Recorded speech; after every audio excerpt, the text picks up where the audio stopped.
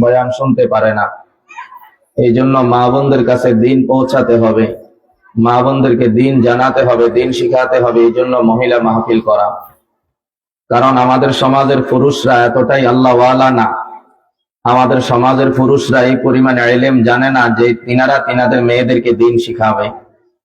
আমাদের সমাজের পুরুষেরা এই পরিমাণ দিন জানে না, এই পরিমাণ দিন বুঝে না যে তার স্ত্রীকে দিন শিখাবে। বরঞ্চ যদি আমি একটু গভীরভাবে বলতে যাই, আমাদের বর্তমান অবস্থাটা হচ্ছে এরকম, যারা আগে বিবাহ করেছেন তাদের কথা বাদই দিলাম, যারা এখন নতুন করে দাম্পত্য জীবনে পদার্পণ করতেছেন,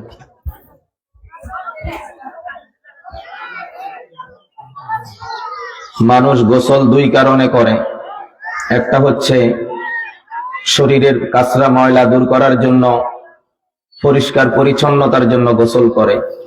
এর বাহিরে আরেকটা গোসল আছে, যে গোসলকে ফরজ গোসল বলে, যে গোসল না করলে পুরা শরীর নাপাক থেকে যায়।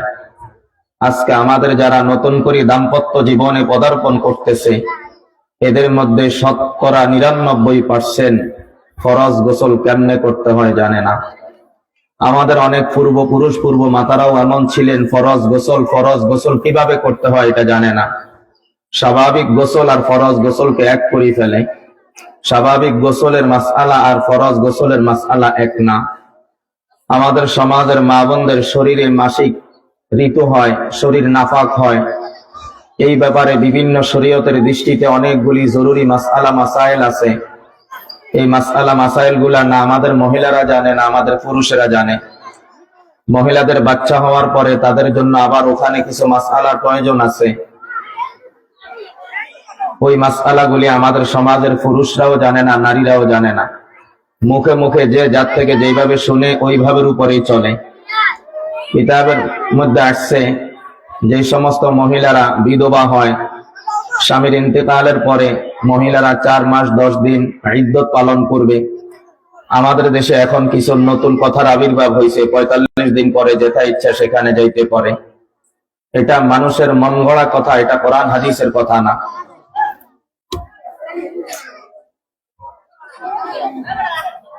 বর্তমান সমাজের মধ্যে মুসলমান আছে, মুসলমানের ঘর বাড়ি আছে, কিন্তু মুসলমানের ঘরে ইসলাম নাই, মুসলমানের কাছে ইসলাম নাই।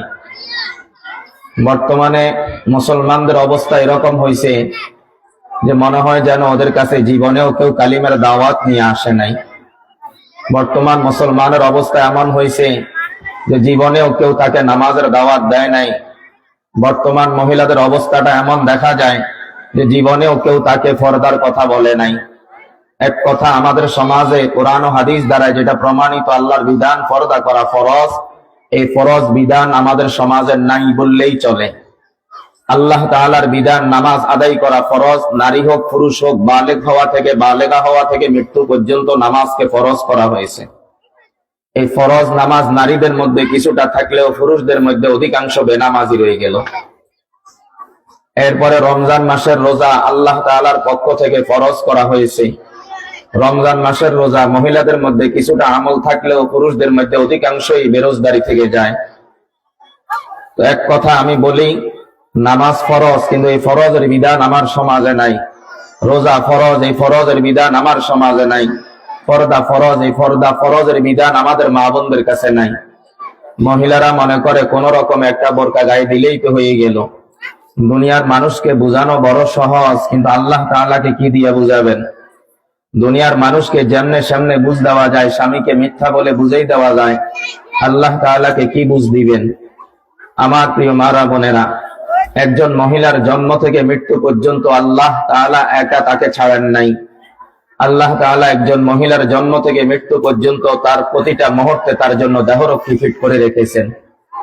একটা মেয়ে জন্ম থেকে বিবাহের আগ পর্যন্ত তার দেহরক্ষীর দায়িত্ব পালন করবে তার জন্মদাতা পিতা, তার বড় ভাই, তার মামা, তার চাচা, তার মা।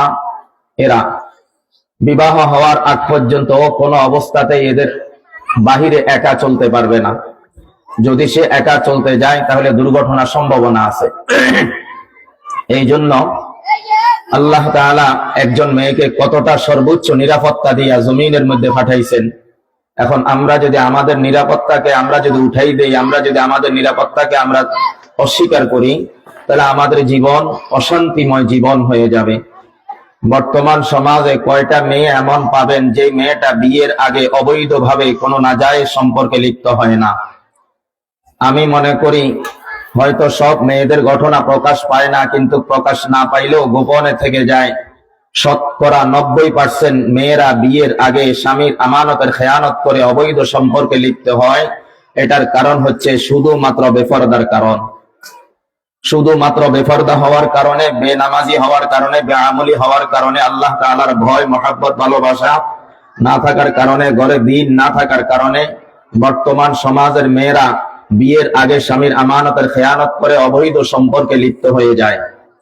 যেই সমস্ত মেয়েরা বিয়ের আগে অবৈধ সম্পর্কে লিপ্ত হয় এবং বিয়ের আগে স্বামীর আমানতের খেয়ানত করে, যে চেহারা স্বামী দেখবে, যেই হাত স্বামী দেখবে, যেই পাও স্বামী দেখবে, শরীরের যেই সমস্ত অঙ্গ প্রত্যঙ্গগুলি স্বামী দেখবে, সেই স্বামী দেখার আগে স্বামীর আমানত অন্য কোন পুরুষের সামনে ভিডিও কলে, মোবাইলে অথবা যেই কোনো ভাবে যদি প্রকাশ করে দেয়, খুলে দেয়, অথবা তার চেহারা যদি প্রকাশ্যে কোনো ছেলেকে দেখতে দেয়, কোনো নাজায়েজ তরিকায় কোনো পুরুষকে দেখতে দেয়, এবং তার হাত যদি অবৈধ সম্পর্কে লিপ্ত হইয়া কলেজের নাম দিয়া সে যদি রেস্তোরাঁতে যায় অথবা পার্কে যায় অথবা এমন কোন গোপন জায়গায় যাইয়া যদি তার শরীরের স্পর্শ জায়গার মধ্যে কোনো বেগানা পুরুষকে হাত দিতে দেয়, তাহলে সে বিয়ের আগে তার স্বামীর আমানতের খেয়ানত করে ফেলল। সে একটা বদ চরিত্র হয়ে গেল, বদ আখলাকি হয়ে গেল। আল্লাহ তার উপরে নারাজ হইয়া তার জীবন অভিশপ্ত জীবন হয়, তার উপর আল্লাহ লানত নেমে আসে। যেই সমস্ত মেয়েরা বিয়ের আগে অবৈধ সম্পর্কে লিপ্ত হয়, আল্লাহ তাআলা কোরআনের ভাষায় তাদেরকে খবিস বলেছেন। আল খবিসাতু লিল খবিসিনা ওয়াল খবিসুনা লিল খবিসাত।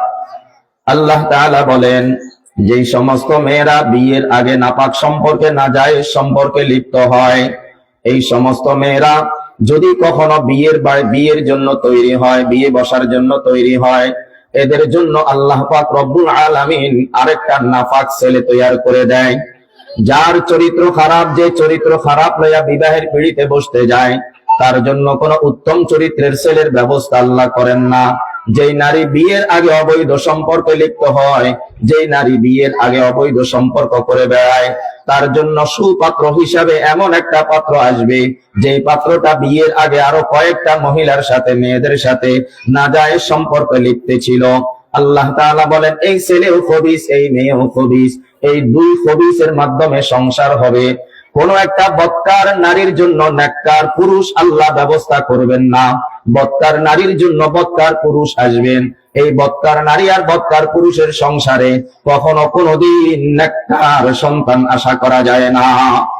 যেই সমস্ত মেয়েদের বিবাহ শাদীর মধ্যে নাজায়েজ কাজ হয়, হারাম কাজ হয়, হলুদ অনুষ্ঠানের নামে অসভ্যতা, বেহায়াপনা হয়, হলুদ অনুষ্ঠানের নামে হলুদ স্টিচ বানানো হয়, হলুদ স্টিচে, হলুদ অনুষ্ঠানের নামে কেক কাইটা বেগানা পুরুষের সামনে বৈশা বেগানা পুরুষের হাতে কেক খাইয়া রাত কাটায়, এই সমস্ত নারীদের জীবন অভিশপ্ত জীবন। এদের জীবন গজবে গজবে গজবে ভরা জীবন, এদের জীবন লানতের জীবন। বিয়ের আগে অবৈধ সম্পর্কের মধ্যে ছিল, বিয়ের সময় আবার নাজায়েজ কাজের মধ্যে লিপ্ত হইয়া যায়। বিয়ের আগেও খারাপ কাজ, বিয়ের সময়ও খারাপ কাজ। বিয়ের সময় এমন কিছু নাজায়েজ কাজ করে, যে নাজায়েজ কাজগুলা, যে হারাম কাজগুলা করার কারণে আল্লাহ তাদের উপরে নারাজ হইয়া যান এবং তাদের জীবন অভিশপ্ত জীবন হিসেবে পরিণত হয়। এই দুই ছেলে মেয়ে যখন দাম্পত্য জীবন, সংসার জীবনে পদার্পণ করে, এদের জীবন কখনো কোনোদিন কোনো কারণে কোনো কালে শান্তিময় হবে না। এদের সংসার হবে অভিশপ্ত সংসার। এই অভিশপ্ত সংসার থেকে যখন কোন সন্তান আসবে, ওই সন্তান সিজার সারা দুনিয়ার আলো বাতাস দেখবে না, কারণ তার মায়ের উপরে আল্লাহর রহমতের দরজা বন্ধ, তার বাবার উপরে আল্লাহর রহমতের দরজা বন্ধ। যাদের জন্য আল্লাহর রহমতের দরজা বন্ধ হইয়া যায়, আল্লাহর গজব তাদের ঘরের জানালা দিয়া তাদের ঘরে ঢুকে যায়। যার ঘরের মধ্যে আল্লাহর গজব ঢুকে যায়, তার ঘরের মধ্যে কখনো কোনোদিন কোনো কারণে শান্তির আশা করা যায় না। বড় বাড়ি, বড় গাড়ি, বড় বিল্ডিং, বড় দালান কোঠার মধ্যে কোনো শান্তি নাই। আরামসে গাড়ির মধ্যে চড়ার মধ্যেও কোনো শান্তি নাই। প্রকৃত শান্তি হইল আত্মার শান্তি, প্রকৃত শান্তি হইল দিলের শান্তি। আর এদের দিল তো গুনায় গুনায় ভরা, কাসরায় কাসরায় ভরা। এই জন্য এদের দিলের মধ্যে কোনোদিন শান্তির আশা করা যায় না। এই জন্য আমার প্রিয় মারা বোনেরা, আমার আগে যে হযরত বয়ান করছেন, কথাগুলা ছোট ছোট আকার আকারে খোলা খোলা করে বলে গেছেন। অত্যন্ত গুরুত্বপূর্ণ এবং চমৎকার কিছু কথা আপনাদের সামনে উপস্থাপন করেছেন। আমি জানি না কথাগুলো আপনারা মনোযোগ দিয়ে শুনছেন কিনা, তবে এই কথাগুলো আপনাদের জন্য অত্যন্ত জরুরি ছিল। এই জন্য আমার প্রিয় মুহতারাম মা এবং বোনেরা, যেই সমস্ত ছেলে মেয়ে অবৈধ সম্পর্কের মাধ্যমে জীবন যাপন করে বিবাহ বাড়িতে আবদ্ধ হয়, বিবাহের মাধ্যমে সংসার জীবনে আবদ্ধ হয়, এদের জীবন সুখের হয় না, এদের জীবন সুখের হয় না। এদের চরিত্রের দিকে তাকাইলে, এদের আমলের দিকে তাকাইলে, এদের ব্যক্তিগত জীবন, এদের পারিবারিক জীবন, এদের সামাজিক জীবন, এগুলার দিকে তাকাইলে আমরা কি বুঝি? আমরা বুঝি তোমার মাধ্যমে আমরা কোনোদিন একটা মসজিদের ইমামের আশা করতে পারি না, তোমার মাধ্যমে আমি একটা কোরআন হাফেজের আশা করতে পারি না, তোমার মাধ্যমে আমি একটা আলেমের আশা করতে পারি না, তোমার মাধ্যমে এই দেশের মধ্যে একটা মুফতি মুহাদ্দিসের আশা করতে পারি না। কারণ তোমার জীবন অভিশপ্ত জীবন, তোমার জীবন গুনায় গুনায় ভরা জীবন, তোমার চোখ না পাক, তোমার কান না পাক, তোমার জবান না পাক, তোমার লজ্জাস্থান না পাক, তোমার শরীরের অঙ্গ প্রত্যঙ্গ না পাক, তোমার জীবনটা গুনায় গুনায় ভরা জীবন। এই জীবনের কোন একটা মহিলার কাছ থেকে একটা নেককার সন্তান আশা করা যায় না, বরং আমরা তোমার কাছ থেকে আশা করতে পারি এমন একটা সন্তান, যেই সন্তান তোমাকেই মানবে না, যেই সন্তান তার বাবাকেই মানবে না, যেই সন্তান মা বাবার শাসন মানবে না, যেই সন্তান সমাজের মুরব্বীদেরকে সম্মান করবে না, যেই সন্তান সমাজের মুরব্বীদেরকে সম্মান দিয়া চলবে না, বলবে না, এমন সন্তান তুমি হয়তো জন্ম দিবা। যেই সন্তান সমাজের মধ্যে গাজার ব্যবসা করবে, এমন সন্তানের মা হয়তো তুমি হবা। যেই সন্তান ইয়াবা সম্রাট হবে, এমন সন্তানের মা হয়তো তুমি হবা। যেই সন্তান টিকটকার হবে, এমন সন্তানের মা হয়তো তুমি হবা। যেই সন্তান আল্লাহ কি জিনিস বুঝবেও না, মানবেও না, এমন সন্তান হয়তো বা তোমার গর্ভ থেকে আসবে। যেই সন্তান সমাজের জন্য একটা আতঙ্কের নাম হয়ে দাঁড়াবে। যেমন অনেক মায়ের সন্তান আছে যারা সন্ত্রাসী করে বেড়ায়। আল্লাহ আল্লাহ, ও আমার প্রিয় মারা বোনেরা, আমি তো দুনিয়ার মধ্যে আসলাম, আল্লাহ আমাকে দুনিয়ার মধ্যে পাঠাইলেন, এমন সন্তানের মা হওয়ার জন্য দুনিয়ায় আমাকে পাঠায় নাই, এমন সন্তানের বাবা হওয়ার জন্য দুনিয়ায় পাঠায় নাই। এ আমার প্রিয় মারা বোনেরা, আপনারা হচ্ছেন মানুষ উৎপাদনের কারখানা। জমিন যদি ভালো হয় অবশ্যই আশা করা যায় ফসলটাও ভালো হবে, গাছ যদি ভালো হয় অবশ্যই আশা করা যায় ফলটাও ভালো হবে, মা যদি ভালো হয় অবশ্যই অবশ্যই আশা করা যায় একটা নেককার সন্তান দুনিয়ায় আসবে, বাবা যদি ভালো হয় অবশ্যই অবশ্যই আশা করা যায় একটা নেককার সন্তান দুনিয়ায় আসবে। আর মা বাবা যদি খারাপ হয়ে যায়, আব্বাও নামাজ পড়ে না, আম্মাও নামাজ পড়ে না, আব্বাও পর্দা করে না, আম্মাও পর্দা করে না, আব্বাও আল্লাহরে মানে না, আম্মাও আল্লাহরে মানে না, এই আব্বা আম্মার গর্ভ থেকে যেই সন্তান গুলো আসবে ওরা কোনোদিন রাবেয়া বসরি হইতে পারে না, ওরা কোনোদিন ইমাম মাহাদির মতো হতে পারবে না, ওরা কোনোদিন হক্কানি আলেমের মতো হতে পারবে না। এই জন্য আমার প্রিয় মারা বোনেরা, 5টা কাজ করা লাগবে, 5টা কাজ করা লাগবে। 1 নাম্বার কাজ করবেন, আজ থেকে আল্লাহর ভয় অন্তরে ঢুকাইয়া, আজ থেকে আল্লাহর মুহাব্বত আর ভালোবাসা লইয়া বাড়ি যাবেন। নবীজি মুহাম্মদ সাল্লাল্লাহু আলাইহি ওয়াসাল্লামের ভালোবাসা কলিজার মধ্যে লইয়া বাড়ি যাবেন। আর 5টা নিয়ত করবেন, জীবনে আর কোনোদিন চোখ দিয়া গুনাহ করব না, জীবনে আর কোনোদিন চোখ দিয়া নাজায়েজ জিনিস দেখব না, জীবনে আর কোনোদিন চোখ দিয়া নাপাক জিনিস দেখব না, জীবনে আর চোখ দিয়া কোনোদিন হারাম জিনিসের দিকে তাকাবো না। মা চোখের কষ্ট করে ব্রেক দিতে হয়, চোখ তো ব্রেক লয় না, চোখ তো ব্রেক লইতে চায় না, চোখকে ব্রেক দিয়ে রাখতে হয়।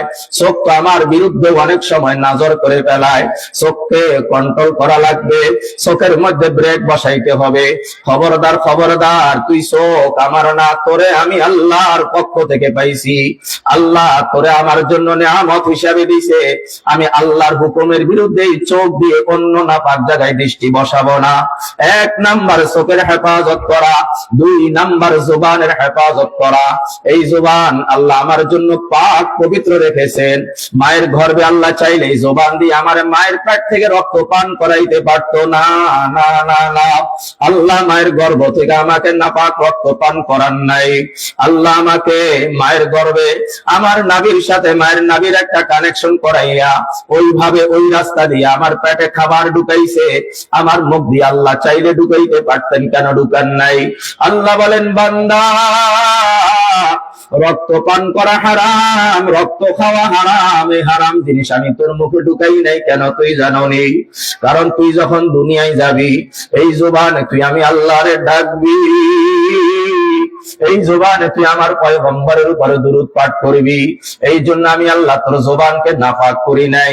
এ আমার প্রিয় মারা বোনেরা, আজকে আমরা জবানের হেফাজত করতে পারি না। জবানের এক নাম্বার রোগের নাম হচ্ছে আমরা কথায় কথায় গীবত শিকায়েত করি, আমরা একে অপরের বিরুদ্ধে সমালোচনা করি। মহিলাদের একটা কাজ হইলো কূটনৈতিক করা, একজনের বিরুদ্ধে আরেকজনের কাছে ক্লিকবাজি করা, একজনের বিরুদ্ধে আরেকজনের কাছে মিথ্যা কথা রটাই দেওয়া, একজনের সাথে আরেকজনের ঝগড়া লাগাই দেওয়া।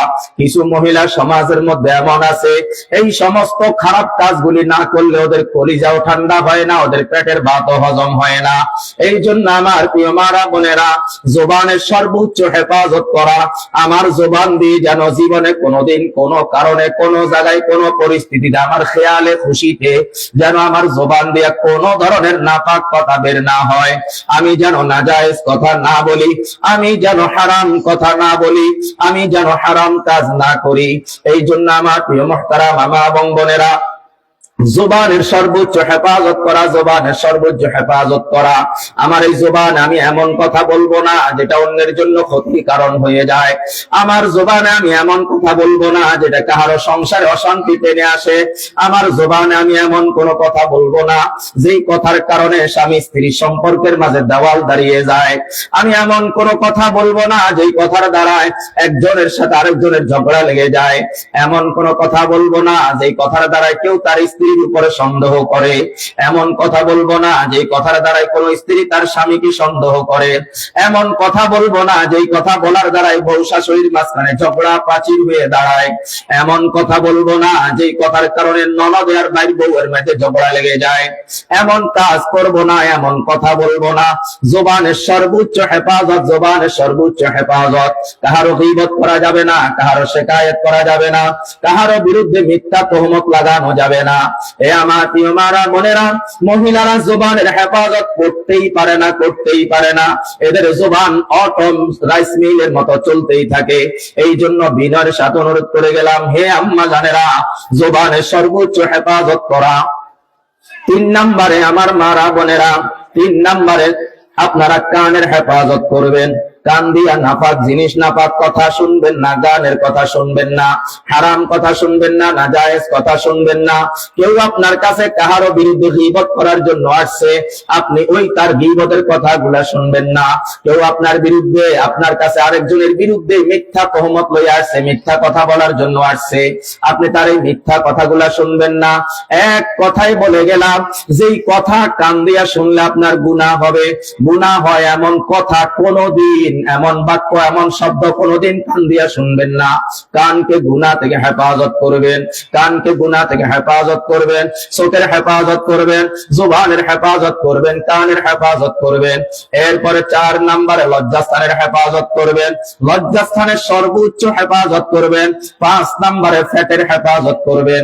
খবরদার, জীবন চলে যায় যা, কোন হারাম খাবার পেটে ঢুকাইতে পারবো না। আমার ছেলে আমার জন্য মাছ ধইরা নিয়ে আসছে রে বাবা, মাছ কোথা থেকে নিয়ে আসলা? আমাদের তো পুকুরও নাই, আমাদের কোনো প্রজেক্টও নাই। বাবা মাছ কোথা থেকে নিয়ে আসছো? তদন্ত করা ছাড়া মাছ খাওয়া যাবে না। আপনার তো জমিন নাই, আপনার ছেলে আপনার জন্য সবজি কোথা থেকে নিয়ে আসলো? ছেলেটা বেকার। এ বাবা সত্য করে বল, এই সবজি তুই কোথা থেকে নিয়ে আসছো? এই সবজি দিয়ে এক বেলা খাবার খেতে পারবো, এক বেলা খাইয়া জাহান্নামে যাইতে পারবো না। আপনার তাল গাছ নাই, নারকেল গাছ নাই, আপনার সুপারি গাছ নাই, আপনার ছেলে আপনার জন্য নারকেল সুপারি তাল নিয়ে আসছে, তদন্ত ছাড়া এটা মুখে দিবেন না। এ আমার প্রিয় মারা বোনেরা, আপনার ছেলে আপনার জন্য বাজার থেকে ফল ফ্রুট নিয়ে আসছে, আপনার ছেলের কামাই রোজগার নাই অথবা সীমিত কামাই, এত ফল কোথা থেকে পাইছো রে বাবা? অনেক সময় দেখবেন বেতন কম কিন্তু আলগা ইনকাম থাকে, হারামের ইনকাম থাকে, অবৈধ ইনকাম থাকে, বেতন কম আলগা দান্দা করে বেড়ায়, সেগুলিও হারাম। যদি কোনো হারাম খাবার আপনার পেটের ভিতরে চলে যায়, গোটা জিন্দেগীর সব ইবাদত কিন্তু বরবাদ হয়ে যাবে। এই জন্য আমার প্রিয় মারা বোনেরা, আপনার সন্তান আপনার কাছে আমানত আল্লাহর পক্ষ থেকে। আপনি যদি আপনার সন্তানকে মানুষ না বানান, আপনার সন্তানকে মানুষকে বানাবে। আপনার সন্তান তো ছোট, আপনার সন্তান আম গাছ চিনে না, জাম গাছ চিনে না, কলা গাছ চিনে না। আপনার সন্তান কোনটা দিন কোনটা রাত বুঝে না। আপনার সন্তানকে আপনি আল্লাহর পরিচয় শিখানো, এটা আপনার জিম্মাদারি। আপনার সন্তানকে মোবাইল হাতে দেওয়া, এটা আপনার জিম্মাদারি না। যেই মোবাইল আমারে খায়া পালাইছে, যেই মোবাইল আমি মারে নষ্ট করিয়া দিছে, যেই মোবাইল আমি মায়ের চরিত্র নষ্ট করে দিছি, যেই মোবাইল আমার ঈমান খায়া পালাইছে, যেই মোবাইল আমার আমল নষ্ট করিয়া দিছে, যেই মোবাইল আমার আল্লাহর সাথে আমার সম্পর্ককে দুর্বল বানাইয়া দিছে, ওই মোবাইল আমার সন্তানের হাতে আমি দিতে পারি না। সন্তান কান্নাকাটি করে করুক, আধা ঘন্টা লাগলে কান্দুক, মোবাইল তার হাতে দেওয়া যাবে না। যদি আপনি তার হাতে মোবাইল ফোন উঠাইয়া দেন, ও গুনাহ হওয়ার আগে আগে, গুনার বয়স হওয়ার আগে আগে ও গুনাহ করার সব নিয়ম পদ্ধতি জেনে গেল। এই জন্য আমার প্রিয় মারা বোনেরা, মোবাইল আমাদেরকে কিছু দেয় নাই, মোবাইল আমাদের ঈমান নষ্ট করিয়া দেয়, মোবাইল আমাদের আমল নষ্ট করিয়া দেয়, মোবাইল আমাদের চরিত্র নষ্ট করিয়া দেয়। এই জন্য যদি আপনি চোখের হেফাজত করতে পারেন, মোবাইল আপনার কিছু করতে পারবে না। আপনি যদি জবানের হেফাজত করতে পারেন, মোবাইল আপনার কিছু করতে পারবে না। আপনি যদি কানের হেফাজত করেন, মোবাইল আপনার কিছু করতে পারবে না। এই জন্য আমার প্রিয় মারা বোনেরা, চোখের হেফাজত, ঈমানের হেফাজত, জবানের হেফাজত, ঈমানের হেফাজত, কানের হেফাজত, ঈমানের হেফাজত, লজ্জাস্থানের হেফাজত, ঈমানের হেফাজত, পেটের হেফাজত, ঈমানের হেফাজত। যার ঈমানের হেফাজত হইয়া যায়, তার আমলের হেফাজত হইয়া যায়। যার আমলের হেফাজত হইয়া যায়, নিঃসন্দেহ সে আল্লাহর ওলি হইয়া যায়। যে আল্লাহর ওলি হইয়া যায়, আল্লাহ তার উপরে রাজি হইয়া যায়, আল্লাহর নবী তার উপরে হইয়া যায়। এমন অবস্থায় যদি লোকটা দুনিয়া থেকে বিদায় হইয়া যায়, আমরা নিশ্চিত ভাবে মনে করতে পারি একটা জান্নাতি মানুষ দুনিয়া থেকে চলে গেল। আর যদি আপনার এই হেফাজত গুলি না হয়, আপনার ঈমানের হেফাজত হবে না, আপনার চরিত্রের হেফাজত হবে না, আপনার আখলাকিয়াতের হেফাজত হবে না, আপনার আমলের হেফাজত হবে না। এ আমার মারা বোনেরা, আজকে তো আপনি নামাজ পড়েন, কোনদিন কি যাচাই করছেন আপনার নামাজ হয় কিনা? আপনি কত ইবাদত বন্দেগী করেন, কোনদিন কি যাচাই করছেন আপনার ইবাদত হয় কিনা? কি ইবাদত করেন আল্লাহ ছাড়া কেউ জানে না। কারণ পুরুষদের ইবাদত গুলি আমাদের নজরে আসে, আমরা দেখতে পাই। ওদের নামাজ তো মুর্দা নামাজ, ওদের নামাজ প্রাণহীন নামাজ। নামাজ তো এমন একটা ইবাদতের নাম, ইন্নাস সালাতা তানহা আনিল ফাহশাই ওয়াল মুনকার। নামাজ মানুষকে অশ্লীলতা থেকে ফিরায়, নামাজ মানুষকে বেহায়াপনা থেকে ফিরায়, নামাজ মানুষকে গুনাহ থেকে ফিরায়, নামাজ মানুষকে বেহায়াপনা থেকে ফিরায়। আমাদের দেশের নামাজীদের অবস্থা হইল, নামাজও খায় সুদও, নামাজও পড়ে সুদও খায়, নামাজও পড়ে ঘুষও খায়, নামাজও পড়ে সালিশ বাণিজ্য করে, নামাজও পড়ে আবার মিথ্যা বলে, নামাজও পড়ে আবার জমিনের আইলে গেলে জমিনের আইলে একটু ঠেলা ওইদিকে ঢুকাইয়া দেয়। এমন নামাজি আল্লাহ এবং তার রাসূল চায় না। আল্লাহর নবী বলেন, নামাজ যদি পড়তে হয়, আমি মদিনাওয়ালা নবীর মতো করে নামাজ পড়ো। আমি মদিনাওয়ালা যেমনে নামাজ পড়ছি, আমি মদিনাওয়ালার ছাত্র সাহাবায়ে কেরাম যেইভাবে নামাজ পড়ছেন, যেইভাবে নামাজ পড়ার পরে আল্লাহ তাদের উপরে রাজি হয়ে গেছে, আমার নামাজ হইতে হবে এমন নামাজ, যেই নামাজের ভিতরে দুনিয়া বলতে কিছু নাই, যেই নামাজের ভিতরে আমি আমার আল্লাহকে খুঁজে পাই, যেই নামাজের ভিতরে আমি আমার আত্মার শান্তি খুঁজে পাই, যেই নামাজের ভিতরে আমি আমার ঈমানি শক্তি খুঁজে পাই, যেই নামাজের ভিতরে আমার পেরেশানি দূর হয়, যেই নামাজের ভিতরে আমার রিজিকের বন্টন হয়ে যায়, যেই নামাজ আমার মধ্যে থাকার কারণে আমি আল্লাহওয়ালা হইতে পারি। আমার বর্তমান সমাজের মা বোনদের কাছে এমন নামাজ নাই, বর্তমান সমাজের বাবা ভাইদের কাছেও এমন নামাজ নাই। আমি প্রায় সময় বলি, ও মুসল্লি বাবারা, আমরা যারা ইমাম আছি, আমরা দৈনিক 17 রাকাত নামাজের ইমামতি করি। আমরা ফজরে 2 রাকাত, যোহরে 4 রাকাত, 6 রাকাত, আসরে 4 রাকাত, 10 রাকাত, মাগরিবে 3 রাকাত, 13 রাকাত, এশাতে 4 রাকাত, 17 রাকাত। আমরা 17 রাকাত নামাজের ইমামতি করি। 17 রাকাত নামাজের ইমামতির জন্য আমার যোগ্যতা, আমি টাইটেল পাস একজন মাওলানা। এরপরেও কমিটি বলে টাইটেল পাস মাইটেল পাস, আমরা বুঝি না। আমাদেরকে ইন্টারভিউ দিতে হবে, আমাদেরকে ইন্টারভিউর মাধ্যমে যে পাস হয় আমরা তাকে নেব। আমি বললাম ওয়েলকাম, ভালো কথা, কিন্তু এবার আমি মুসল্লি ভাইদেরকে জিজ্ঞাসা করে, ও আমার মুসল্লি বাবাজিরা বলো না, তোমার ইন্টারভিউ নাই, বুঝলাম তুমি ইন্টারভিউ দিতে হবে না, তাও বুঝলাম, কিন্তু তুমিও তো একদিন আল্লাহর কাছে ফিরে যাবা।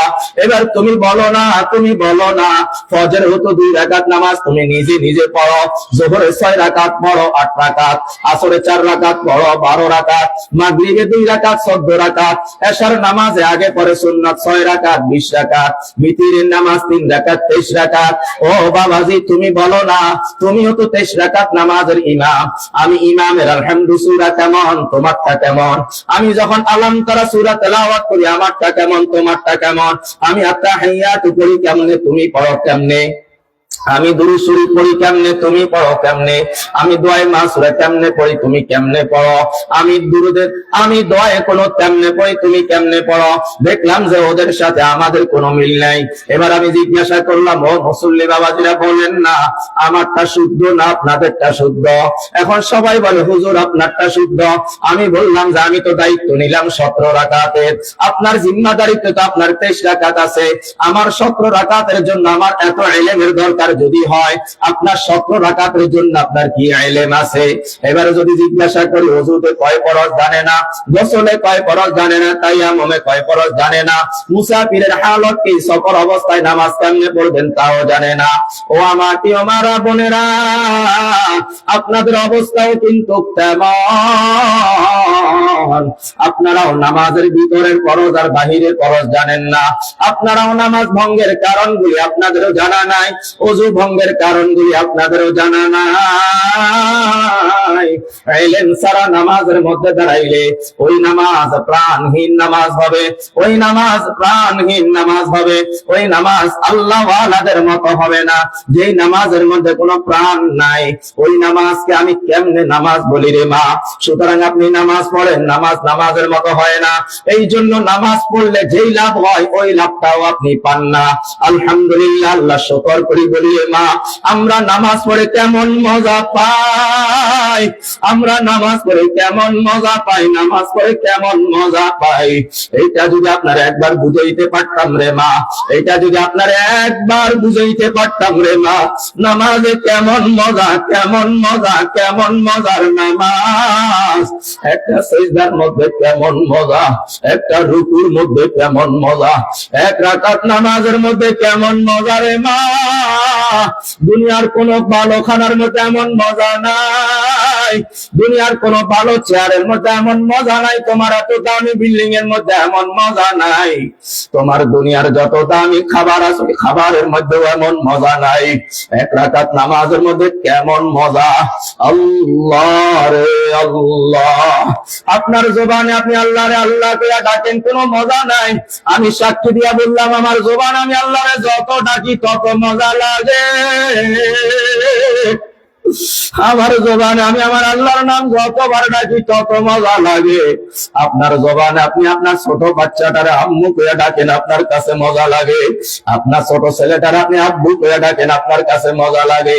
এ আমার মারা বোনেরা, আদরের সন্তানকে কত নামে ডাকে, একবার ডাকে কলিজা পাখি, একবার ডাকে পরাণ পাখি, আরেকবার ডাকে আমার কলিজা পাখি কই। মা যতবার ডাকে সন্তান ততবার ডাকে সাড়া দেয়। আল্লাহ রে আল্লাহ, আব্বা সন্তানকে যতবার ডাকে সন্তান ততবার সাড়া দেয়। আমার প্রিয় মারা বোনেরা, তোমার তো সন্তান ছিল না, সন্তান দিয়ে তোমার কে এত খুশি করলো? সেই মাওলারে চিনো না, সেই মাওলারে বুঝো না। আজকে যদি তোমার চোখের সামনে তোমার সন্তানটা চির অন্ধ হইতো, তখন বুঝতা আমার মাওলা কি জিনিস। আজকে যদি তোমার সামনে তোমার সন্তানটা বোবা হইতো, জীবনেও কথা বলতে পারতো না, এরপরে বুঝতা আমার মাওলা কি জিনিস। আজকে যদি আমার মাওলা তোমার সন্তানটারে প্রতিবন্ধী বানায় দিত, তাহলে বুঝতে আমার মাওলা কি জিনিস। এখন তোমার সন্তান 16 আনায় ভরা, এই জন্য আমার মাওলারে চিনো না। তোমার সন্তান পাইয়া তুমি এত আনন্দ ফুর্তি করো, আমার মাওলারে ডাকো না। তুমি তোমার সন্তানকে ডাকিয়া সাময়িক মজা পাও। আমার আল্লাহরে যদি মন থেকে ডাক মারতে পারো, আমার আল্লাহরে যত ডাকবা তত মজা, যত ডাকবা তত মজা, যত ডাকবা তত মজা, যত ডাক তত ভালো, যত ডাক তত ভালো। ভালো। আমার আল্লাহরে যেই নামে ডাকি ওই নামে ভালো লাগে। আমার মাওলারে যেইখান থেকে ডাক মারি ওখান থেকে ভালো লাগে। আমার মাওলারে যেমনে ডাকে এমনি ভালো লাগে। আল্লাহ নামের মধ্যে কি যে মধু, আল্লাহ নামের মধ্যে কি যে মধু। ও আমার প্রিয় মারা বোনেরা, এই 5 হেফাজত করিয়া ইমানকে শুদ্ধ বানাইয়া আমার মাওলারে যেইখান থেকে ডাক মারবেন ওখান থেকেই মজা লাগে। আমার মাওলারে যেমনে ডাকবেন এমনি মজা লাগে। আমার মাওলারে যত ডাকি তত মজা লাগে। মাঝে মধ্যে বলি মাবুদ গো তোমার তো দেখি নাই, না দেখিয়া তো মজা কেন লাগে? মাবুদ গো তোমার তো দেখি নাই, না দেখিয়া তো ভয় লাগে কেন? মাবুদ গো তোমার তো দেখি নাই, না দেখিয়া তো ভালোবাসা কেমনে আসে? ও আমার প্রিয় মারা বোনেরা, আমার মাওলারে না দেখিয়া যারা এত ভালোবাসিয়া পালাইছে, কনকনে শীতের ভিতরে বরফের নাই ঠান্ডা রাত্রেও তাদেরকে লাভ কম্বল আটকাইয়া রাখতে পারে না। আল্লাহ রে আল্লাহ, যখন তাহাজ্জুদের সময় হইয়া যায় আল্লাহর নেককার বান্দা বান্দিরা আরামের ঘুমকে হারাম করিয়া দেয়। ঠান্ডা যতই হোক না কেন তারা আটকাইয়া রাখতে পারে না। আর যারা দায়ুস মহিলা নাফরমান বান্দা বান্দি ওরা লেপ কম্বল ছাড়তে পারে না, ফজরের সময় ছাড়তে পারে না। আল্লাহর নেককার বান্দা বান্দিরা দুনিয়ার সব মানুষগুলা ঘুমায়া থাকে, দুনিয়ার সব পশু পাখি গুলা ঘুমায়া থাকে, আসমান থেকে জমিনের নিচে যত মাখলুক আছে সব মাখলুক গুলা ঘুমায়া থাকে। আল্লাহর নেককার বান্দা বান্দিরা ঘুমায়া থাকতে পারে না। ওই বরফের নাই পানির মধ্যে হাতটা ঢুকাইয়া কাঁপতে কাঁপতে কাঁপতে কাঁপতে কাঁপতে কাঁপতে কাঁপতে ওযু বানাইয়া আল্লাহ রে আল্লাহ, মনে হয় যেন হাত পা বাঁকা হয়ে যায়। এরপরেও তার ভিতরে কোনো আফসোস নাই। কেমন প্রেম আমার মাওলার জন্য তার কলিজার মধ্যে জমা হয়ে গেছে। মাওলার প্রেমের পাগল ওযু করিয়া যখন তাহাজ্জুদের মধ্যে দাঁড়াইয়া যায় কলিজাটা কেমন জানি শীতল হয়ে যায়। এরপর আল্লাহর নেককার বান্দা বান্দি শুরু করিয়া দেয় আমার মাওলায় পাকের জিকির। আল্লাহ আল্লাহ আল্লাহ আল্লাহ আল্লাহ আল্লাহ আল্লাহ আল্লাহ আল্লাহ আল্লাহ আল্লাহ আল্লাহ আল্লাহ আল্লাহ আল্লাহ আল্লাহ আল্লাহ আল্লাহ। যত ডাকে তত মজা লাগে, যত ডাকে তত মজা লাগে। যত ডাকে আরো ডাকতে মন চায়, মনে হয় যেন ডাক যত মারি আরো ভালো লাগে, আরো ডাকতে মন চায়, আরো ডাকতে মন চায়, আরো ডাকতে মন চায়। খাবারের মজা নাই, ঘুমের মজা নাই, সমাজের কোথাও ঘুরতে মজা নাই। আমার মাওলার প্রেমের মজাই আলাদা, আমার মাওলার প্রেমের মজাই আলাদা। একবার কলিজা দিয়ে আমার মাওলারে ভালোবাসা দেখেন, একবার কলিজা দিয়ে আমার মাওলারে ডাইকা দেখেন। আপনি রাবেয়া বসরিরে দেখেন নাই, তাতে কি হয়েছে? আপনি নিজেই একজন রাবেয়া বসরি হয়ে যাইতে পারবেন, আপনি নিজেই একজন রাবেয়া বসরি হয়ে যাইতে পারবেন। এই জন্য আমার তোমারা বোনেরা, আল্লাহ পাক রব্বুল আলামিন তার কালামে পাকের মধ্যে ইরশাদ ফরমান, সূরা ইয়াসিনের মধ্যে বর্ণনা, আল ইয়াওমা নাখতিমু আলা আফওয়াহিহিম ওয়া তুকাল্লিমুনা আইদিহিম ওয়া তাশহাদু আরজুলুহুম বিমা কানু ইয়াকসিবুন। ও আমার প্রিয় মারা বোনেরা, গুনাহ করতে আমাদের মন চায়, গুনাহ করতে আমাদের মন চায়। গুনাহ করার মজা আমরাও বুঝি, গুনাহ করার মজা আমরাও বুঝি, কিন্তু মা ভয় লাগে রে মা, ভয় লাগে। কেমন ভয় জানেননি, কেমন ভয় জানেননি? যখন নিজের হাতের দিকে নিজে তাকাই তখন নিজের নিজে জিজ্ঞাসা করি, আহারে শরীরের মধ্যে ময়লা হইলে তো সাবান দিলে চলে যায়, কাপড়ের মধ্যে ময়লা হইলে সাবান দিয়ে চলে যায়। আমার হাতের মধ্যে যে গুনার ময়লা লেগে আছে, এই ময়লা কি দিয়া দূর করবো? আমার আঙ্গুলের মধ্যে যে গুনার ময়লা লেগে আছে, এই ময়লা কি দিয়া দূর করবো? আমার চোখে না, আমার চোখে না বালু করলে সুরমা দিলে চলে যায়, আমার চোখে না লালি হয়ে গেলে ডব দিলে চলে যায়। আমার চোখের মধ্যে যে গুনাগুলা লেগে আছে, এই গুনাগুলা কি দিয়া দূর করবো? আর আমার কানের মধ্যে যদি ময়লা হয়, আমি কটন বার দিয়া ময়লা সাফ করিয়া দেই। আমার কানের মধ্যে যে গুনাগুলা আছে, এই গুনাগুলা কি দিয়া সাফ করবো?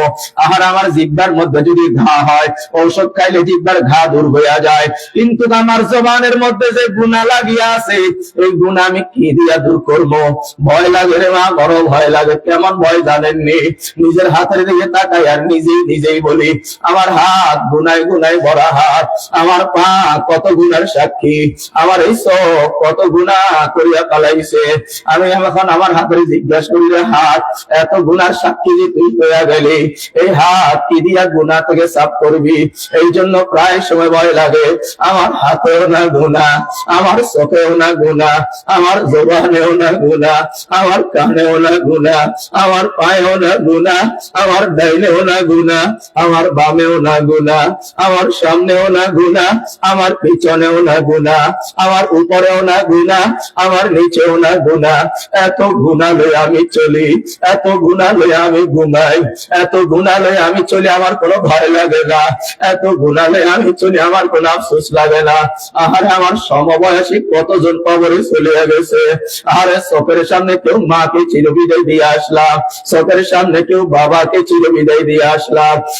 আরে আল্লাহ, মায়ের বাড়ি যাইয়া দেখি মায়ের খাটিয়া এখনো আছে, মায়ের ব্যবহারের জিনিস আছে। মা তুমি কোথায় হারায়া গেলা? মা তো আর দুনিয়ার মধ্যে নাই। আরে বাবার বাড়ি যাইয়া দেখি বাবার ব্যবহারের হাতের লাঠিটা পাওয়া যায়, বাবার জুতা আমার দিকে তাকায় আছে, বাবার কাপড় চোপড় দেখি, কিন্তু বাবা তোমার তো আর দেখি না। আরে আল্লাহ, ও আমার প্রিয় মারা বোনেরা, ওই বাঁশ বাগানে যে শুয়ে রয়েছে আর কোনদিন আসে নাই। দুনিয়ার সব জায়গার খবর আসে, দুনিয়ার সব জায়গার খবর পাওয়া যায়, মাত্র 3.5 হাত খবরের খবর দুনিয়ার কেউ কাহারে দিতে পারে না। এই জন্য আমার প্রিয় মারা বোনেরা, প্রায় সময় মেসাল দিয়া মানুষকে বোঝানোর জন্য বলি, মাঝে মধ্যে আমরা কিছু ভয়ঙ্কর স্বপ্ন দেখি। আল্লাহ, মাঝে মধ্যে আমরা কিছু ভয়ঙ্কর স্বপ্ন দেখি, যে স্বপ্নের ভিতরে আমরা দেখতে পাই আমাদেরকে কত ভয়ঙ্কর সাপ আঘাত করার জন্য আসতেছে। স্বপ্নের ভিতরে আমি চিৎকার মারি, বলি, ও আব্দুল্লাহর বাবা আমারে বাঁচাও, আমার স্বামী আমার পাশে ঘুমাইয়া রইছে। আমি আমার স্বামীকে ডাকি, আমার স্বামী আমার ডাকে সাড়া দেয় না। আমি আমার স্বামীকে ডাকি, আমার স্বামী আমার ডাকে সাড়া দেয় না।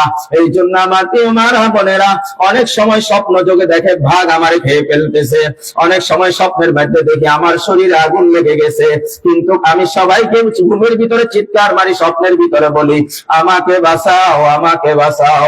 কেউ আমাকে বাঁচাইতে আসে না, কিন্তু আমি জিজ্ঞাসা করি, রে মা বাঁচাইতে আসবে কেমনে? স্বপ্নের ভিতরে যে চিৎকার মারে, চিৎকারের আওয়াজ তো কেউ শোনে না, যদি শুনতো তাহলেই তো আসতো। প্রতিনিয়ত কবরের মধ্যে ওই মুর্দারা যারা গুনাহ লইয়া কবরে গেছে, নাফরমান হইয়া কবরে গেছে, প্রতিনিয়ত তাদের কবরের মধ্যে আযাব আর গজব চলতেছে, প্রতিনিয়ত তাদের কবরের মধ্যে ধাউ ধাউ করে আগুন জ্বলে। ফেরেশতারা কেমন মারটা না মারে, ফেরেশতারা কেমন মারটা না মারে। আল্লাহ রে আল্লাহ, পুলিশ যদি একটা আসামি ধরে নিয়ে যায়, আসামি যদি সত্য কথা স্বীকার না হয়, পুলিশ কেমন মারাটা মারে, পুলিশ কেমন মারাটা মারে। আখারে যারা থানায় ঘন ঘন আসা যাওয়া করে, দেখবেন থানার গোপন কক্ষের মধ্যে আসামিদেরকে কেমন পিটান দেওয়া হয়। মাঝে মধ্যে আসামিদের চিৎকার এমন ভাবে আসে, পুলিশ তার ভাইয়ের সমান হবে, পুলিশ তার ছেলের সমান হবে। এরপরে পুলিশের মাইরে ছোট আব্বা আব্বা কইয়া ডাকে, আর বলে, আব্বা আর মাইরেন না, আব্বা আর মাইরেন না। দুনিয়ার পুলিশের মার যদি এমন কঠিন হয়, আখরে কবরের ফেরেশতার মার জানি কেমন হবে রে মা। দুনিয়ার একটা অপরাধের জন্য এত ভয়ঙ্কর শাস্তি, দুনিয়ায় একটা অপরাধের জন্য 1 সপ্তাহের জন্য রিমান্ডে নিয়ে যাওয়া হয়, একটা অপরাধের জন্য 15 দিনের জন্য রিমান্ডে নিয়ে যাওয়া হয়। রিমান্ড মানে কত ভয়ঙ্কর কষ্ট, কত ভয়ঙ্কর কষ্ট। আরে আমার মারা বোনেরা, গোটা জীবনের হিসাব যদি কবরের মধ্যে যায় দিতে না পারি, গোটা জিন্দেগীর হিসাব কবরের মধ্যে যায় যদি বুঝিয়ে দিতে না পারি, তাহলে কবর আর কবর থাকবে না, কবর হয়ে যাবে সাপ বিচ্ছুর ঘর, পোকা মাকড়ের ঘর, অন্ধকার ঘর। ও আমার প্রিয় মারা বোনেরা, ওই কবরের মধ্যে মুর্দারা কেমন বিপদে রে মা, কেমন বিপদে। ফেরেশতারা কেমন মারা মারে গো।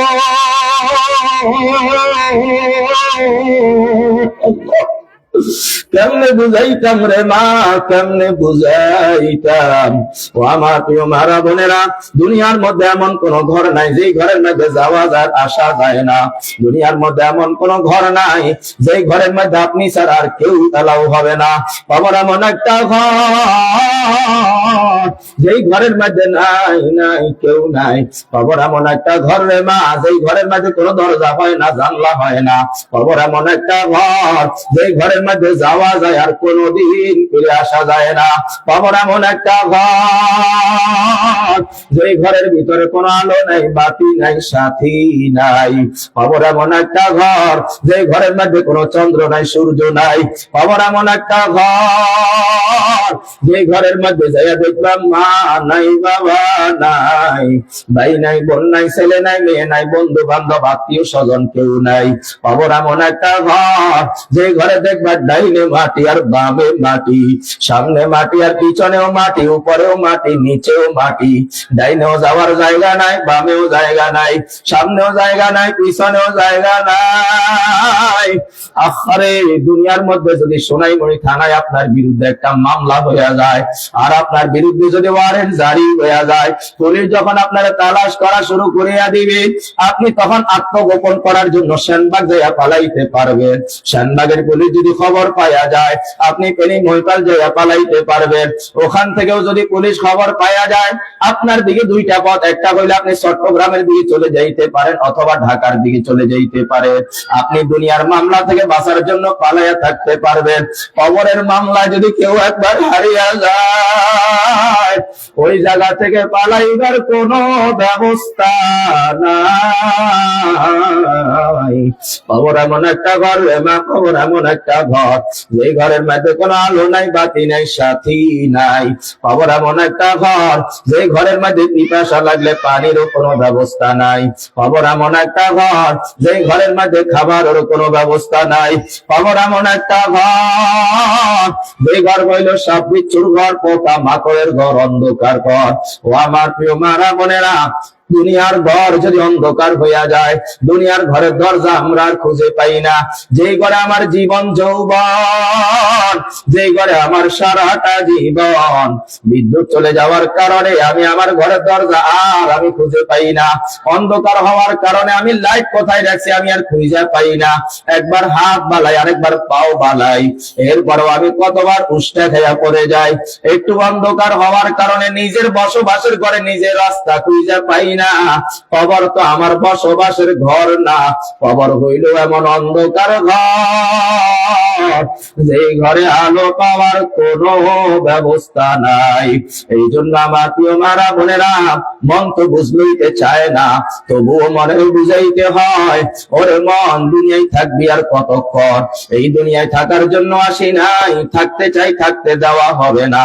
এই দুনিয়ায় আমার কত স্বপ্ন আছে, স্বপ্নগুলা স্বপ্নের জায়গায় পড়ে থাকবে। স্বপ্ন দেখা মানুষটা দুনিয়া থেকে বিদায় হয়ে যাবে। এই জন্য আমার প্রিয় মারা বোনেরা, আমার দাদাও বলেছিল এই বাড়ি আমার, এই দোকান আমার, এই জমি আমার, এই ব্যবসা আমার, এই জমিদারি আমার। আজকে ব্যবসা আছে, দোকান আছে, বাড়ি আছে, দাদা নামর বৃক্ষটা হারাইয়া গেছে। আরে আমার দাদার পরে আমার বাবাও বলেছিল এই বাড়ি আমার, আমার বাবাও বলেছিল এই জমি আমার, আমার আমার কইয়া গোটা জীবন পার করিয়া দিল। কিন্তু যে জিনিসগুলার আমার কইয়া পাগল হয়েছিল, ওই জিনিসগুলা নিজের করিয়া নিজে কোনোদিন রাখতে পারে নাই। আজকে বাড়ির মধ্যে দাঁড়াইয়া বলবেন, ও দাদা, খতিয়ানের মধ্যে তোমার নাম পাওয়া যায়, কিন্তু তুমি দাদা নামক শব্দটা কোথায় হারাইয়া গেছ? ও বাবা, আমার খতিয়ানের মধ্যে তোমারও নাম পাওয়া যায়, কিন্তু বাবা খতিয়ান তো আছে, তোমার বাড়িটা তো আছে, তুমি কই? আসলে আমার দাদাই বাড়ির মালিক ছিল না, আমার দাদা ছিল এই বাড়ির পাহারাদার। পাহারাদারি শেষ হয়ে গেছে, দাদাও কবরে চলিয়া গেছে। এরপরে পাহারাদার ছিল আমার বাবা, বাবার পাহারাদারি শেষ হয়ে গেছে, বাবাও কবরে চলিয়া গেছে। এখনকার পাহারাদার হইলাম আমি, কিছুদিন পরে আমারও পাহারাদারি শেষ হয়ে যাবে, আমার ওলি ওয়ারিসগণ আবার আমার জায়গায় চলে আসবে। এই জন্য আমার প্রিয় মুহতারাম মা এবং বোনেরা, মন তো বুঝলইতে চায় না, মনের বুঝাইতে হয়। আমার জীবনের একটা অংশ শেষ করিয়া আমি লাল বেনারসি শাড়ি পরিয়া স্বামীর বাড়িতে আসলাম। কতজন আমার মিষ্টি মুখ করাইলো, কতজন আমার মাথার মধ্যে ফুলের মালা লাগাইয়া দিল, আবার কতজন আমার দেখার জন্য আশপাশের বাড়ির মহিলারা এসে ভিড় জমাইলো। আহারে আমার কতজন শরবত পান করাইলো, আমার কত সম্মান, আমার দেখিয়া কতজন কত রকমের খুশি হইয়া গেল। এ আমার মারা বোনেরা, তোমার জীবনে দুইবার সাজানি হয়। প্রথম সাজানিটা তুমি নিজের মতো কইরা সাজিয়া পালাইছ। এখন তুমি ঘরের দিকে ঢুকলা, লাল বেনারসি শাড়ি পরিয়া বধূ সাজিয়া হাসি মুখ লইয়া তুমি নিজের মতো খুশি মতো হাসি হাসি করে ঢুকলা। আরেকদিন তুমি ঘর থেকে বাহির হওয়া লাগবে, তোমার যদি বলে যাও কিন্তু চলবে না। ও আমার প্রিয় মারা বোনেরা, যেই ঘরের দরজা দিয়া নতুন বধূ সাজিয়া যেই ঘরের ভিতরে তুমি প্রবেশ করলা, ওই ঘরের দরজা দিয়া কিন্তু তুমি একদিন মরার লাশ হইয়া বাহির হওয়া। এই জন্য আমার প্রিয় মারা বোনেরা, যেই ঘরের দরজা দিয়া বধূ সাজিয়া ঢুকলেন, মনে রাখবে আবার আপনাকে একদিন ওই ঘরের দরজা দিয়া টাইনা টাইনা বাহির করে নিয়ে যাবে। সেই দিন আপনার ইচ্ছা বলতে আর কোনো জিনিস থাকবে না। এই জন্য আমার প্রিয় মারা বোনেরা, যেই দিন আপনি আপনার ঘর থেকে আপনার ইচ্ছার বিরুদ্ধে সাদা কাপড়ে মোড়াইয়া আপনাকে আপনার ঘর থেকে বাহির করে নিয়ে যাবে, তখন ছেলে কাঁদবে মা মা করে, মেয়েও কাঁদবে মা মা করে, কিন্তু সেই দিন আপনি আর কোনো জবাব দিতে পারবেন না। ও মা, দুনিয়ার ঘর তো বহুত চমৎকার করে সাজাইলেন, আপনার কবরেও একটা ঘর আছে, ওই ঘর কি দিয়া সাজাইবে? এই জন্য আমার প্রিয় মারা বোনেরা, দুনিয়ার ঘর আমরা বানাই কথা সত্য, আমরা থাকতে পারি না, কিন্তু আমার অনন্ত অসীম কাল আমি যেই ঘরে থাকবো, ওই ঘর যদি আমি সুন্দর করে আমার ঈমান আমল দিয়া সাজাইতে পারি, আমার ওই ঘর আমার কাছ থেকে কেউ কোনোদিন কাইরা নিতে পারবে না। এই জন্য আমার প্রিয় মারা বোনেরা, আমি আপনার মতো একটা মায়ের সন্তান, আমারও না বাড়িতে একজন মা আছে। আপনাদের হাতে ধরি পায়ে ধরি বলিয়া গেলাম, ও আম্মারা, আপনাদের পায়ের মধ্যে হাত রাইখা বইলা গেলাম, এখনো সময় আছে রে মা, গুনাহ ছেড়ে দাও, গুনাহ ছেড়ে দাও। আবারও বলতেছি, গুনাহ করতে আমাদের মন চায়, গুনাহ করতে আমাদের মন চায়, গুনাহ করতে আমাদের ভালো লাগে, কিন্তু কেমনে করি রে মা? একটা কবিরা গুনার জন্য কম পক্ষে ৭,০০০ বছর পর্যন্ত আমার মাওলা জাহান্নামের আগুনে জ্বালাইবেন। এ আমার প্রিয় মারা বোনেরা, দুনিয়ার ঘরে আগুন লাগলে পানি দেওয়ার অনেক লোক পাওয়া যায়, দুনিয়ার বাড়িতে আগুন লাগলে ফায়ার সার্ভিসের লোক পাওয়া যায়। ঢাকা শহরে আমরা দেখি কত বিল্ডিং বাড়িতে গার্মেন্টসে আগুন লাগে, ফায়ার সার্ভিসের লোকেরা এসে আগুন নিভানোর ব্যবস্থা করে। যারা ওই বিল্ডিং এর ভিতরে আটকা পড়ে যায়, বিভিন্ন মাধ্যমে তাদেরকে নামাইয়া আনার ব্যবস্থা করা হয়। আমার মারা বোনেরা, কবরের মধ্যে যদি একবার আগুন লাগায় দেয়, কবরের মধ্যে যদি একবার আগুন লাগায় দেয়, কবরের এত ভয়ঙ্কর আগুন, ওই আগুন নিবানোর জন্য কোনো ফায়ার সার্ভিস পাওয়া যায় না। কবরের আগুন নিবানোর জন্য কেউ পানির বালতি লইয়াও আসবে না। এই জন্য আমার মা বোনদেরকে অনুরোধ করি বলিয়া গেলাম, রে মা, আল্লাহকে ভয় করেন, ভয় করার মতো ভয় করেন। যেইভাবে আল্লাহকে ভয় করলে আল্লাহর ভয়ে চোখ দিয়া পানি বাইর হয়, ওইভাবে আল্লাহকে ভয় কইরা দুনিয়ার মধ্যে তারপরে কবরে যাইয়েন। খবরদার, খবরদার, নাফরমান হইয়া কেউ কবরে যাইয়েন না। আল্লাহরে রাজি করাইয়া খুশি করাইয়া তারপর মাওলার কবরে যাইয়েন। এ আমার প্রিয় মারা বোনেরা, আল্লাহ পাক রব্বুল আলামিন আরেকটা আয়াতে কারিমা তেলাওয়াত করেছিলাম, ইন্নাল্লাহা ইয়া'মুরুকুম আন তু'আদ্দুল আমানাতি ইলা আহলিহা। আল্লাহ পাক রব্বুল আলামিন আমাদের সন্তানগুলোকে আমাদের কাছে আমানত রাখলেন। এই সন্তানগুলোকে আমরা মানুষ বানাবো, মানুষ বানাবো। খবরদার, খবরদার, আমার ভুল আর আমার অবহেলায় যেন আমার সন্তান অমানুষ না হয়। যদি আপনার সন্তানকে মানুষ বানাইতে হয়, মাদ্রাসা শিক্ষা ছাড়া কোনো সন্তানকে শিক্ষাকে মানুষ বানানো সম্ভব হয় না। মাদ্রাসা শিক্ষা ছাড়া মানুষ হইতে পারছে এমন মানুষের সংখ্যা পৃথিবীতে খুব কম। মাদ্রাসায় পড়িয়াও তো পরিপূর্ণভাবে অনেককে মানুষ বানানো যায় না। এই জন্য মাদ্রাসা শিক্ষার বিকল্প কোনো শিক্ষা হইতে পারে না। স্কুল শিক্ষা জায়েজ, কলেজে পড়া জায়েজ, ভার্সিটিতে পড়া জায়েজ, কিন্তু মনে রাখবেন জায়েজ কাজ করবেন না, ফরজ কাজ করবেন। দ্বীনের ইলম শিক্ষা করা কিন্তু ফরজ। এই জন্য মেয়েদের জন্য মহিলা মাদ্রাসাগুলি জায়গায় জায়গায় হয়ে গেছে। মেয়েদেরকে মহিলা মাদ্রাসায় দিয়া দেন, ওরা আল্লাহওয়ালা হয়ে যাবে। ছেলেদেরকে পুরুষ মাদ্রাসায় দিয়া দেন, তাহলে দেখবেন এরা নেককার হয়ে যাবে। যেই কথাগুলা বললাম, আল্লাহ পাক রব্বুল আলামিন আমাদেরকে আমলে সালেহ করার তৌফিক দান করেন। নবী আলাইহিস সালাতু ওয়াস সালামের ছোট্ট একটা হাদিসের টুকরা পাঠ করেছি। আমার প্রিয় নবীজি বলেন, মান সামাতা নাজা, যে চুপ থাকে সে নাজাত পায়। ও আমার প্রিয় মারা বোনেরা, জবানের হেফাজত যদি করতে পারেন, তাহলে হাদিসের উপরে আপনার আমল হয়ে যাবে। কথা কম বলা, যত সম্ভব কথা কম বলার চেষ্টা করবেন। কথা যত কম হবে গুনাহ তত কম হবে। কথা যত কম হবে তত ঈমানের হেফাজত হবে, জবানের হেফাজত হবে। আল্লাহ পাক রব্বুল আলামিন যেই কথাগুলা বললাম, ওই কথাগুলোর উপরে আমলে সালেহ